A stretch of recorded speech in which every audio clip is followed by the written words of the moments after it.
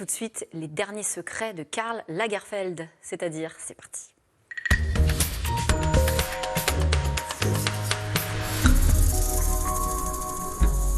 Bonsoir Marie Ottavi. Bonsoir. Vous êtes journaliste à Libé. Vous avez abattu un travail d'enquête colossal, extrêmement minutieux, sur un génie de la mode. Voilà, ça s'appelle Karl.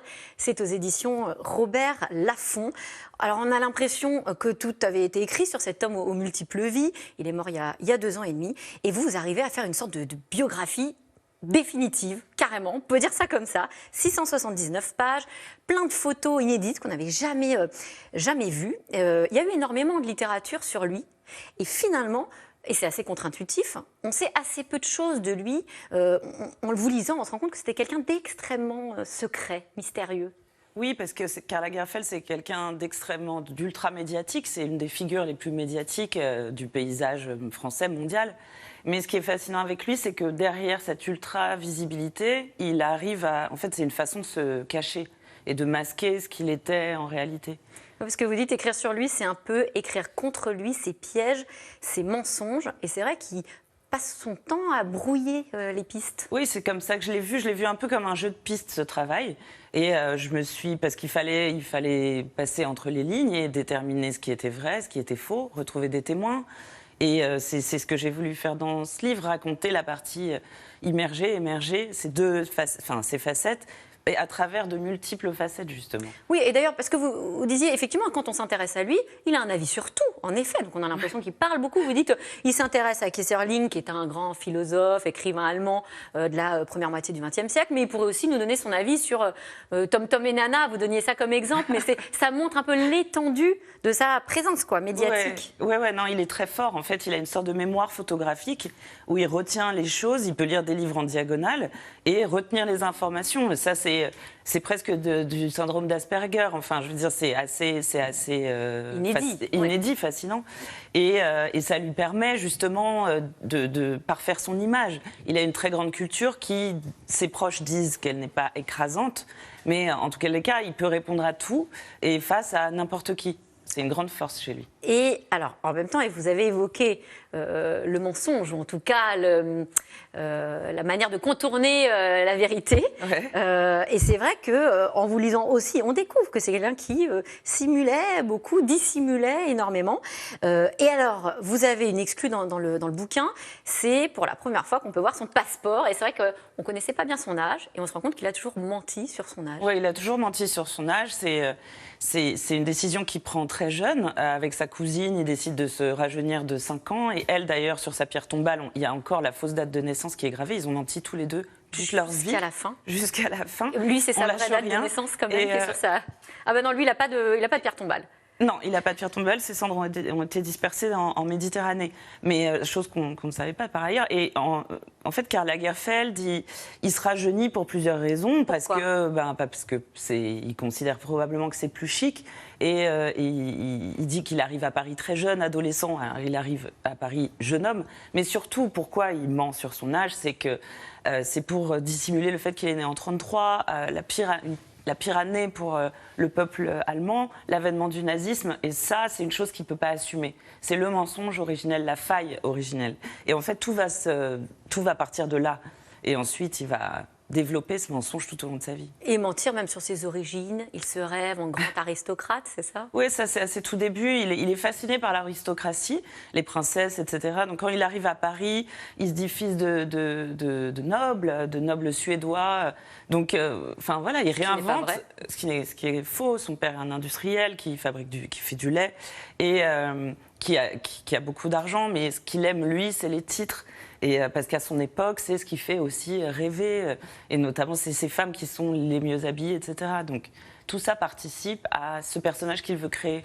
D'ailleurs, vous dites ce qu'il aime, c'est ce qui le fait rêver. Bigger than life. Ouais, c'est ça, complètement. C'est ce qu'il disait. Et vous dites qu'il fallait le voir en Rolls décapotable à Saint-Tropez. Et garde son côté m'as-tu vu jusqu'au bout, puisqu'on découvre dans le livre que même sur son lit de mort, vous rapportez ces derniers mots, donc il s'adresse à une infirmière, et il dit c'est quand même con d'avoir 3 Rolls et de finir dans une chambre pourrie comme ça. Oui, ça, c'est Sébastien Jondeau qui le racontait dans son livre, qui en a témoigné. Mais voilà, c'est typiquement de l'humour, l'humour lagerfeldien. Il en plaisante, etc. Mais il aime tout ce qui est show-off. Il veut de l'argent, il aime l'argent, il aime le dépenser, il aime offrir des cadeaux. Il vit parfois très au-dessus de ses moyens.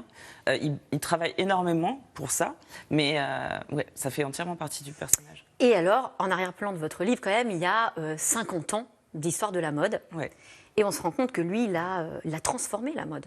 Oui, ce que je voulais dans ce livre, c'était raconter à quel point... C'est pas qu'une biographie de Karl Lagerfeld, c'est aussi une histoire... Enfin, je le relie à l'histoire de la mode, je parle de beaucoup d'acteurs de la mode, de Saint-Laurent, d'Alaïa, toujours en lien avec lui. Et lui, en fait, il a participé à cette industrialisation du milieu de la mode. C'est-à-dire il a les défilés... Déjà, lui, il était l'un des premiers stylistes à quitter la couture pour faire du prêt-à-porter. Il arrête la haute couture et il passe au prêt-à-porter, ce qui ne se fait pas du tout à l'époque. À l'époque, pas du tout. Et lui, il veut habiller le plus grand nombre, il multiplie les contrats, il est indépendant. Et puis ensuite, dans les années 2000, quand il a 70 ans, mais il décide il veut que chez Chanel, les défilés soient de plus en plus spectaculaires. Il accélère la cadence, il multiplie les défilés, il en veut toujours plus. Alors, les autres, ses confrères, consoeurs sont en burn-out. Et lui, il dit, allez, on y va, on continue, on avance encore. Oui, un homme, ça tient, c'est ce qu'il disait. Un homme, ça se tient.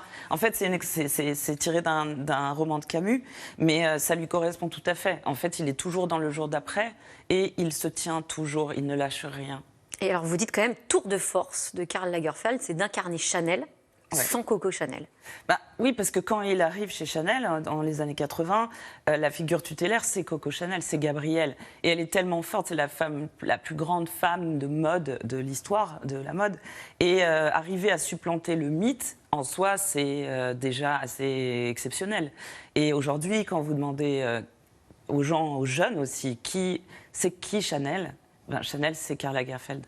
Alors, on voit évidemment toute son évolution, cet homme de poigne à qui tout réussit. Et on voit aussi ses creux dans le livre. Oui, sa période dépressive, on est à la fin des années 80. Il grossit beaucoup, Chanel 90, hésite à la fin des années 90. Il grossit beaucoup, Chanel hésite à le virer. Et alors là, il se reprend.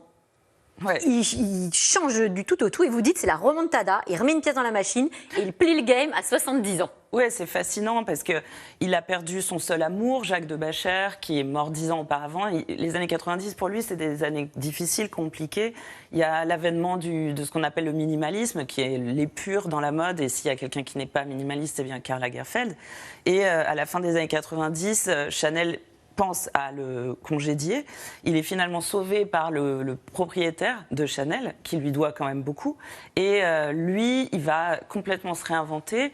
Il va perdre du poids parce que pour lui, il était dans la désaffection de sa propre figure. Et il va se relancer, faire ses défilés et faire cette fameuse collaboration avec H&M, devenir une rockstar. Limite. Enfin, vous dites c'est le seul qu'on appelle par son prénom, comme Michael Jackson. C'est Michael, oui, c'est ça. Il est du même acabit. Tout le monde connaît. C'est pour ça que ce livre s'appelle Karl, parce que ça parle tout de suite au public. Mais et là, à plus de 70 ans, il rajeunit finalement. Et il devient un peu éternel, un mythe. Effectivement, et on peut lire évidemment plein d'autres informations dans ce livre. Un dernier mot quand même, comment va Choupette, sa chatte adorée? Choupette va bien. Choupette va bien. Je crois que ça va, elle est mise à l'abri du besoin, quelqu'un s'occupe d'elle, prend grand soin de ses affaires, ouais, ça va. Merci Marie Otavi. Karl, aux éditions Robert Laffont, un livre qui se lit comme un roman, et même pour les non-initiés, c'est passionnant. Merci. Merci à vous tout de suite, c'est dans l'air. Bonne émission à vous.